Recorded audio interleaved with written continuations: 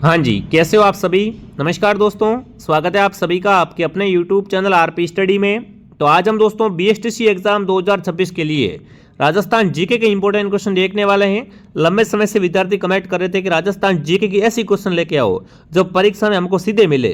तो ये क्लास दोस्तों आपके लिए समर्पित है। इसके अंदर मैं आपको ऐसे क्वेश्चन दोस्तों बताऊंगा जो आपके एग्जाम के लिए रामबाण सिद्ध होंगे, यानी परीक्षा में बार बार आने वाले सवाल है और सारे क्वेश्चन दोस्तों बड़े मोस्ट इंपॉर्टेंट क्वेश्चन रहेंगे। इस क्लास की कीमत आपको जब एग्जाम हो जाएगा तब पता चलेगा कि इस क्लास में से कितने क्वेश्चन हैं वो आपको परीक्षा में सीधे मिलते हैं। तो चलिए विद्यार्थियों, क्लास का शुभारंभ करते हैं। आप सभी का बहुत बहुत स्वागत है इस क्लास में। क्लास स्टार्ट पढ़ने से पहले मैं आपको दोस्तों बता देता हूँ, इस क्लास को आप ध्यान से कंप्लीट पूरा जरूर देखें। आधा अधूरा ज्ञान काम का नहीं है, ठीक है ना। इस क्लास को आप ध्यान से पूरा जरूर देख लेना ताकि आपके राजस्थान जीके का जो भी डर है वह सारा डर आपका खत्म हो जाएगा। तो चलिए क्लास का शुभारंभ करते हैं विद्यार्थियों। क्लास का पहला प्रश्न आपसे क्या पूछा है? क्लास का पहला ही प्रश्न आपसे पूछा है, राजस्थान का प्रथम पूर्ण साक्षर गांव कौन सा है? ब्यावर, रामसर, मसूदा, पुष्कर। फटाफट कमेंट करेंगे, सबके कमेंट देखे जा रहे हैं यहाँ पर, तो फटाफट एक बार कमेंट करें दोस्तों। राजस्थान का प्रथम पूर्ण साक्षर गांव है वो है मसूदा। जो भी और मसूदा कमेंट कर रहा है, मसूदा ऑप्शन बिल्कुल आपका राइट है।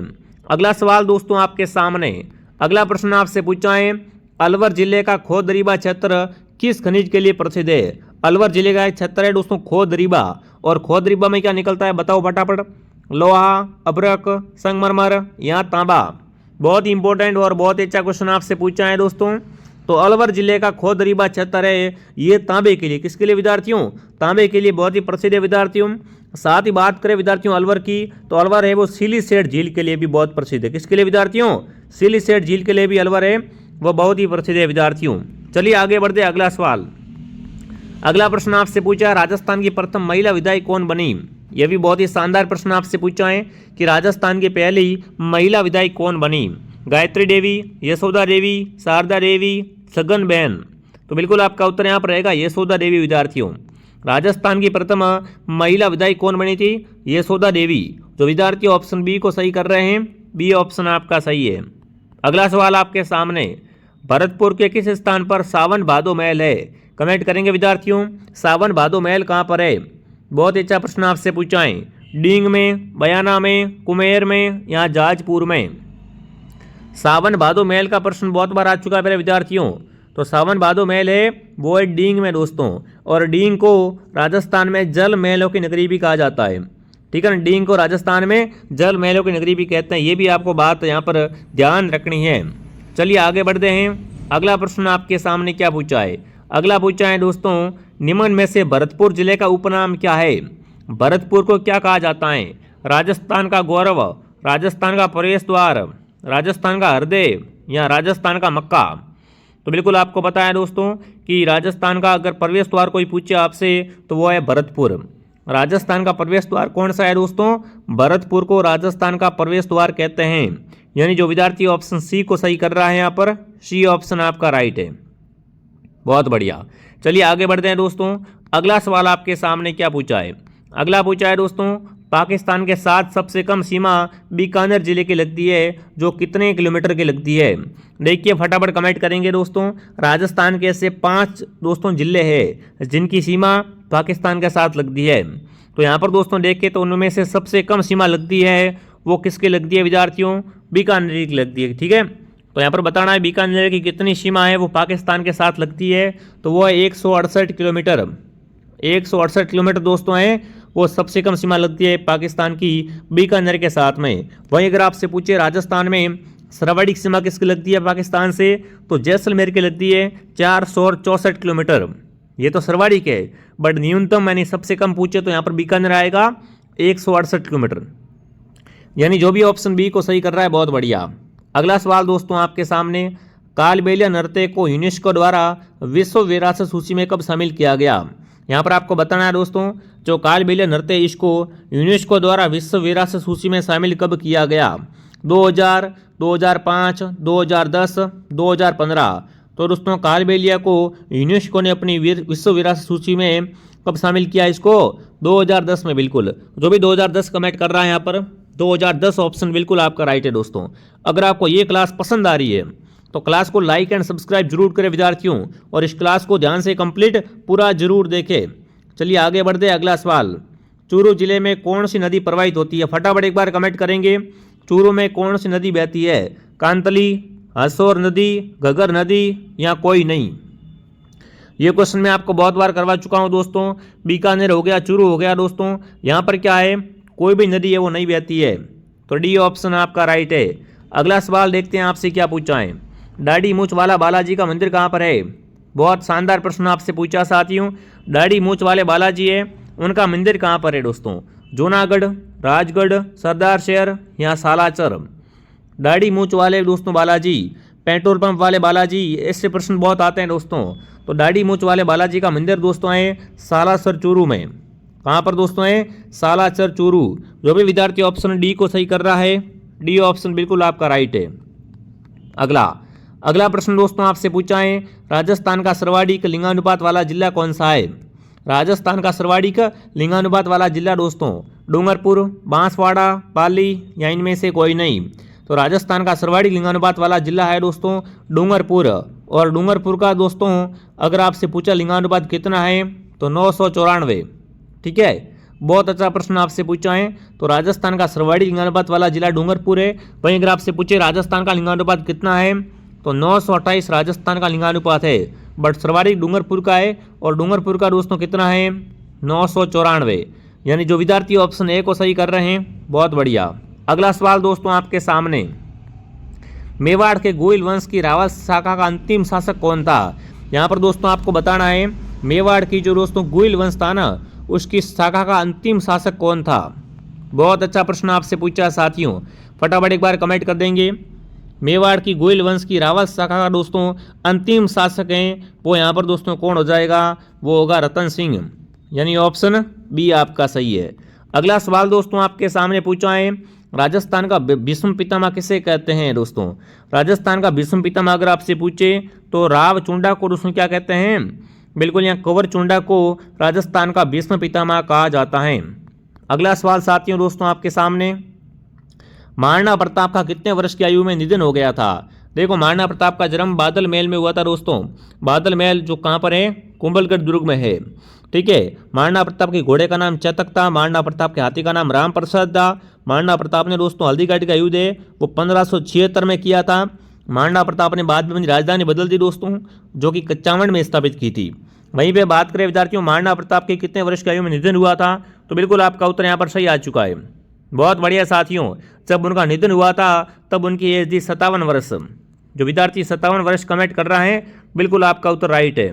अगला सवाल दोस्तों आपके सामने देखते हैं, हल्दी घाटी के युद्ध को खमनोर का युद्ध किसने कहा? बहुत अच्छा प्रश्न दोस्तों आपसे पूछा है।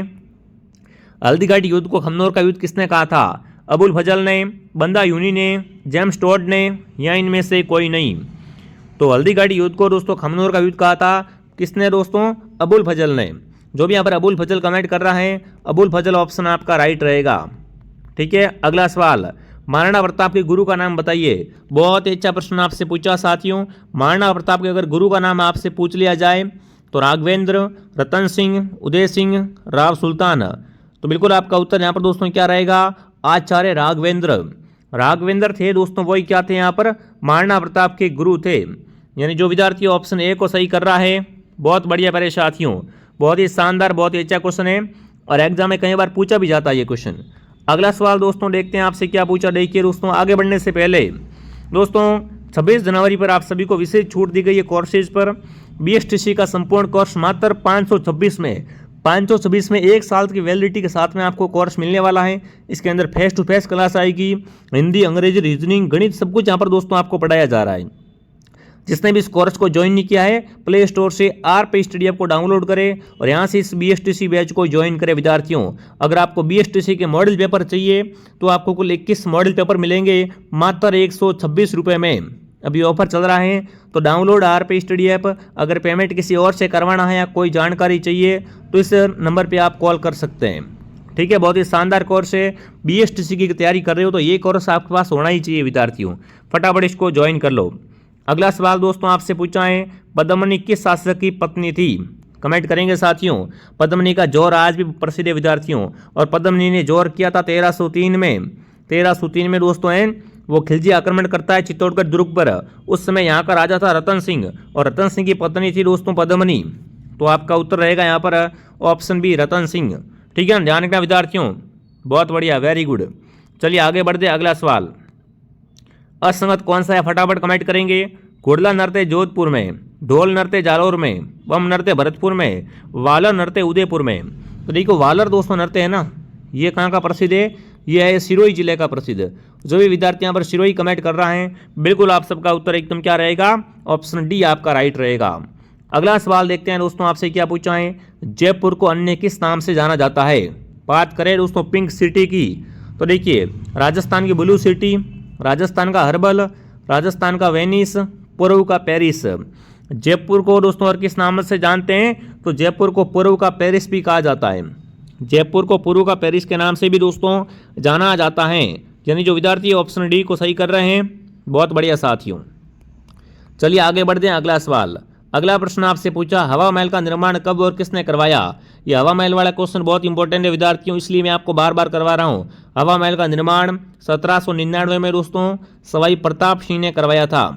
ठीक है, हवा महल 5 मंजिला है, सॉरी। ठीक है, इसके अंदर 953 खिड़कियाँ हैं, ये आपको ध्यान रखना है। हवा महल का वास्तुकार पूछे आपसे, तो लालचंद उस्ताद है वो हवा महल का वास्तुकार था।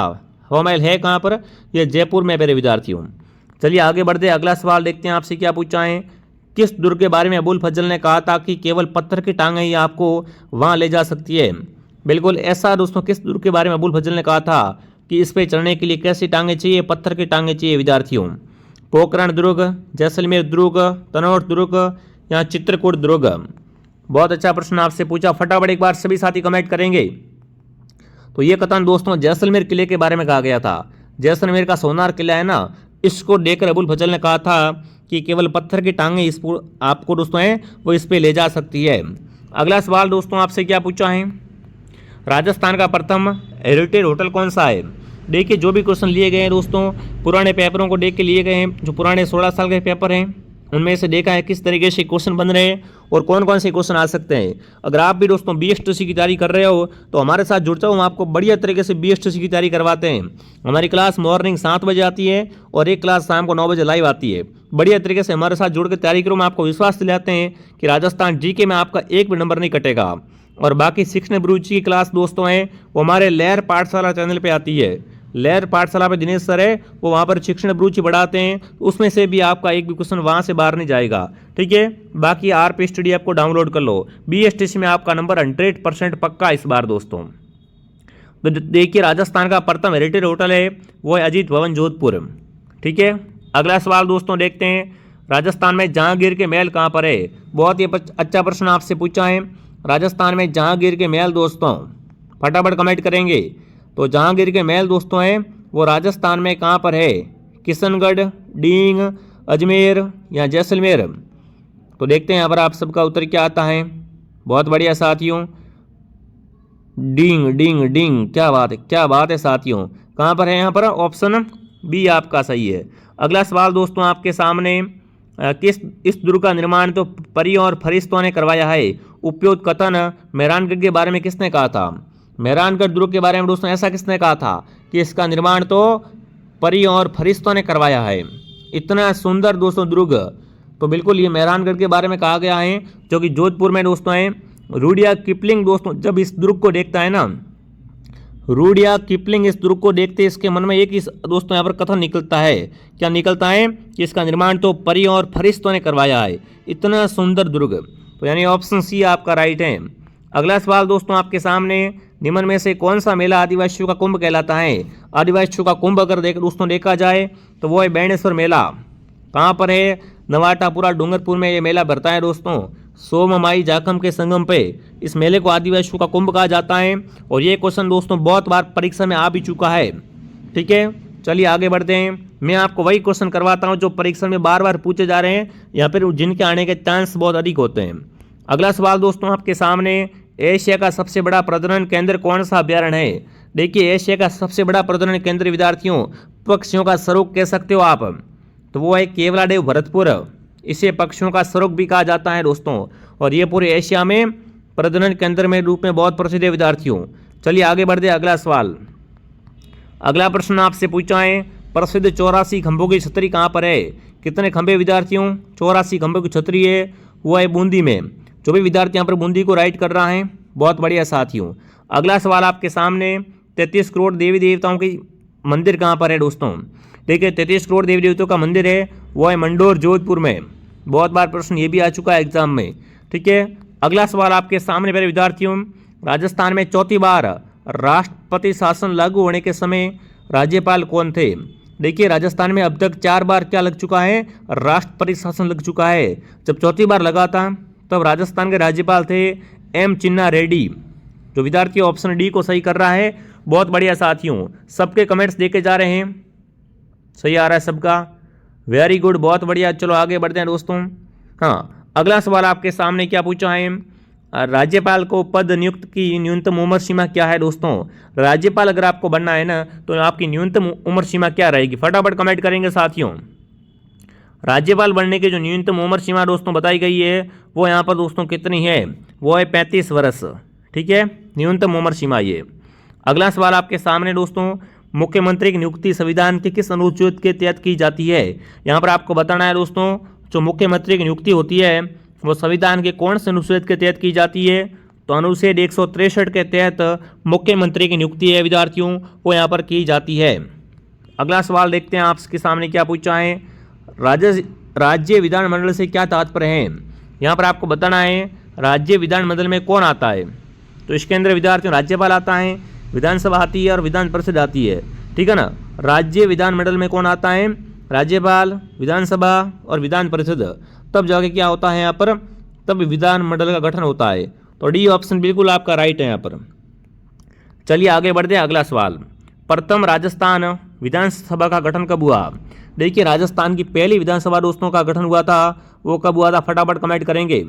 राजस्थान की प्रथम विधानसभा का गठन हुआ था विद्यार्थियों 3 मार्च 1952 को। 3 मार्च 1952 को राजस्थान की पहली विधानसभा है वो गठित हुई थी। अगला सवाल आपके सामने दोस्तों आने से पहले, जो विद्यार्थी बीएसटीसी की तैयारी कर रहे हैं, बीएसटीसी का संपूर्ण कोर्स पे भी दोस्तों फिलहाल ऑफर चल रहा है। संपूर्ण कोर्स मात्र 526 रुपये में मिल रहा है। जिसने भी कोर्स ज्वाइन नहीं किया है, बिल्कुल मैं आपको साथ ही ठोक के कहता हूँ इस कोर्स से बाहर कुछ नहीं आएगा। हम बीएसटीसी की तैयारी 2020 से करवा रहे हैं और हर साल यहाँ से हजारों बच्चों का सपना साकार होता है, उनको घर के पास ही कॉलेज मिल जाती है। तो फटाफट तरीके से आप इस कोर्स को ज्वाइन करें दोस्तों और बढ़िया घर बैठे आप शानदार तैयारी करें। अगर पेमेंट किसी और से करवाना या कोर्स के बारे में कोई जानकारी चाहिए तो इस नंबर पर कॉन्टैक्ट करें। बाकी इस कोर्स के साथ हर क्लास के बाद टेस्ट लिया जाता है, हर क्लास की पीडीएफ मिलेगी आपको और पुराने 16 साल के पेपर है वो आपको फ्री मिलेंगे टेस्ट सीरीज के रूप में, ठीक है साथियों। आगे बढ़ते हैं। निम्न में से कौन राजस्थान के राज्यपाल नहीं रहे? फटाफट कमेंट करेंगे यहाँ पर, कौन राजस्थान के राज्यपाल है वो साथियों नहीं रहे? प्रतिभा पाटिल, मार्केट अलवा, प्रभा राव या सुमित्रा सिंह? देखते हैं सबसे पहले सही उत्तर कौन दे पाता है, ठीक है। बीएसटीसी अगर आपको तैयारी करनी है और आपका राजस्थान जीके कमजोर है तो आपका नंबर नहीं आएगा, इसलिए आपको बढ़िया तरीके से जीके को कवर करना है। तो यहाँ पर आपका उत्तर रहेगा सुमित्रा सिंह। अगला सवाल दोस्तों, अगला प्रश्न है, महान गणितज्ञ ब्रह्मगुप्त का जन्म राजस्थान के किस जिले में हुआ था? बात करें साथियों ब्रह्मगुप्त के बारे में तो ब्रह्मगुप्त का जन्म हुआ था जालोर जिले में दोस्तों, और आज जालोर की साक्षरता सबसे कम है। अगर आपसे पूछे राजस्थान में सबसे कम साक्षरता वाला जिला तो जालोर है, बट यहीं से दोस्तों क्या हुआ था? महान गणितज्ञ ब्रह्मगुप्त का जन्म हुआ था। आपको पता है दोस्तों कमल हमेशा कहाँ खिलता है? कीचड़ में ही खिलता है साथियों। तो बिल्कुल अब तो जालोर की स्थिति काफ़ी सुधार आ गया है, लगता है अब जब दोबारा यहाँ पर जनगणना होगी ना तब इसमें बहुत अच्छा स्कोर जालोर से देखने को मिलने वाला है, ठीक है। आगे बढ़ते हैं। अगला सवाल, संत दरियाव जी का जन्म रामसनी संप्रदाय की शाखा में स्थापित, बिल्कुल आपको बताना है साथियों दरियाव जी द्वारा रामसनी संप्रदाय की शाखा कहाँ पर है? दरियाव जी द्वारा स्थापित रामसनी संप्रदाय की शाखा दोस्तों है वो अपने कहाँ पर है? बहुत अच्छा प्रश्न आपसे पूछा है, तो बिल्कुल आपका उत्तर देखते हैं। सबसे पहले इसका सही उत्तर कौन दे पाता है? तो वो है रैण में, रैण ऑप्शन आपका राइट है। अगला सवाल दोस्तों आपके सामने, निम्नलिखित में से किस दुर्ग को चिड़िया टूक दुर्ग के नाम से जाना जाता है? देखिए राजस्थान का मेहरानगढ़ दुर्ग जो कहाँ पर है? जोधपुर जिले में है, बट ये जिस पहाड़ी पर है उस पहाड़ी का नाम है चिड़िया टूक, तो इसी के कारण इसे दोस्तों क्या है? चिड़िया टूक के नाम से भी जाना जाता है। अगला सवाल दोस्तों आपके सामने, अगला प्रश्न आपसे पूछा, लैला मजनू की मजार गंगानगर जिले की किस तहसील में है? लैला मजनू की मज़ार है वो गंगानगर की कौन सी तहसील में है साथियों? फटाफट एक बार कमेंट करेंगे। तो लैला मजनू की मज़ार दोस्तों है वो अपने यहाँ पर हो जाएगी अनूपगढ़ में। अनूपगढ़ ऑप्शन है वो सही है। अगला सवाल दोस्तों आपके सामने, राजस्थान में न्यूनतम साक्षरता वाला जिला। अभी मैंने आपको बताया था जब बात की मैंने ब्रह्मगुप्त की, तो बिल्कुल राजस्थान में सबसे कम साक्षरता वाला जिला है वो है यहाँ पर जालोर। जालोर तो ऑप्शन में है नहीं, तो आप कौन सा सही करोगे? तो आपको बाड़मेर को सही कर सकते हो बिल्कुल। अगर जालोर नहीं है तो आप क्या करें, इन चारों में से अगर देखें तो बाड़मेर की साक्षरता सबसे कम है इन चारों के अनुसार। अगर ऑप्शन में जालोर मिल जाता तो आप जालोर कर देना, ठीक है। कभी कभी ऐसे क्वेश्चन भी आ जाते हैं एग्जाम में। अगला सवाल देखते हैं दोस्तों, निम्न में से सबसे कम जनसंख्या घनत्व वाला जिला। सबसे कम जनसंख्या घनत्व वाला जिला दोस्तों है वो आपको बताना है कौन सा है। इन चारों में से बताओ फटाफट तरीके से, है ना। निम्न में से सबसे कम जनसंख्या घनत्व है बीकानेर का इन चारों में से, तो जो ऑप्शन बी को राइट कर रहा है बी सही है। अगला दोस्तों, क्षेत्रफल की दृष्टि से दूसरा सबसे बड़ा जिला कौन सा है? तो वो आपका रहेगा बीकानेर दोस्तों। अगला सवाल देखते हैं आपसे क्या पूछा है, राजपूताने का करण किसे कहा जाता है दोस्तों? तो राजपूताने का करण है वो रावलोणकरण को कहते हैं। जो विद्यार्थी ऑप्शन ए को सही कर रहे हैं बहुत बढ़िया विद्यार्थी हूँ। चलिए आगे बढ़ते हैं। अगला सवाल दोस्तों, मीराबाई का जन्म कहाँ पर हुआ था? फटाफट कमेंट करेंगे साथियों, फटाफट कमेंट करेंगे। मीराबाई का जन्म कहाँ पर हुआ था? मीरा जन्मी मेड़ते पर परणाई चित्तौड़। तो बिल्कुल मीराबाई का जन्म दोस्तों कुड़की गांव में हुआ था। कहाँ हुआ था? कुड़की गांव। चलिए आगे बढ़ते हैं। अगला सवाल, राष्ट्रीय मरु उद्यान किन जिलों में फैला हुआ है दोस्तों? तो राष्ट्रीय मरु उद्यान है बाड़मेर और जैसलमेर में, ठीक है। अगला सवाल, एशिया का सबसे ऊंचा टीवी टावर कौन सा है? तो बिल्कुल एशिया की सबसे बड़ी दोस्तों ऊंचे टीवी टावर की बात करें तो ये अपने कहाँ पर हैं? बिल्कुल पोखरण, रामगढ़, शाहपुरा या लोंगेवाला। तो बिल्कुल आप सबका उत्तर आ चुका है रामगढ़। जो भी रामगढ़ कमेंट कर रहा है रामगढ़ ऑप्शन आपका राइट है। अगला, तेरेताल नृत्य का संबंध पाली जिले के कौन से गांव से है? देखिए तेरेताल नृत्य कामड़ जाति की महिलाएं करती है दोस्तों। कहाँ पर करती है? रामदेव जी के मेले में करती है। और इसका संबंध पाली जिले के दोस्तों पादरेला गांव से है, ठीक है। अगला सवाल, अगला है राजस्थान का पंजाब किसे कहते हैं? ये तो बच्चे को बताएं कि राजस्थान का पंजाब किसे कहा जाता है साथियों। तो यहाँ पर ऑप्शन में थोड़ा चेंज कर देता हूँ। एक ऑप्शन में आप लिख लो सांचौर।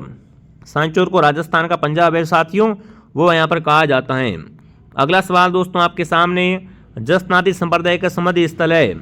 जसनाथ संप्रदाय की प्रधान पीठ साथियों है कतरियासर बीकानेर में। और ये क्या करते हैं विद्यार्थियों? अग्नि नृत्य भी करते हैं, ये आपको ध्यान रखना है। अगला सवाल, चांदी के गोले दागने वाला दुर्ग किसे कहा जाता है दोस्तों? एक बार चूरू के दुर्ग में क्या हो जाता है विद्यार्थियों? बिल्कुल अटैक हो जाता है, लड़ाई हो जाती है। तो इसी के बीच दुश्मनों पे दोस्तों ये क्या करते हैं? बारूद खत्म हो जाने पर चांदी के गोले दागना स्टार्ट कर देते हैं। तो जो विद्यार्थी ऑप्शन बी को राइट कर रहे हैं बहुत बढ़िया मेरे विद्यार्थियों, शानदार। जिसने भी क्लास को लाइक नहीं किया क्लास को लाइक एंड सब्सक्राइब जरूर करें। अगला सवाल, कौन सा जिला मुख्यालय पाकिस्तान की सीमा के सर्वाधिक निकट है? देखिए यहाँ पर अपन देखें कि कौन सा जिला मुख्यालय विद्यार्थियों है वो पाकिस्तान की सीमा के सर्वाधिक निकट स्थित है, तो वो है गंगानगर, ठीक है। सी ऑप्शन आपका राइट है। अब जिसने भी दोस्तों कोर्स को ज्वाइन नहीं किया फटाफट तरीके से कोर्स को ज्वाइन कर ले और आप कमेंट करें कि आपके 50 में से कितने क्वेश्चन राइट हुए। मुझे उम्मीद आशा है कि आपके बहुत अच्छा स्कोर रहा होगा विद्यार्थियों। तो फटाफट एक बार कमेंट करें ये क्लास आपको कैसे लगी दोस्तों, कमेंट करेंगे।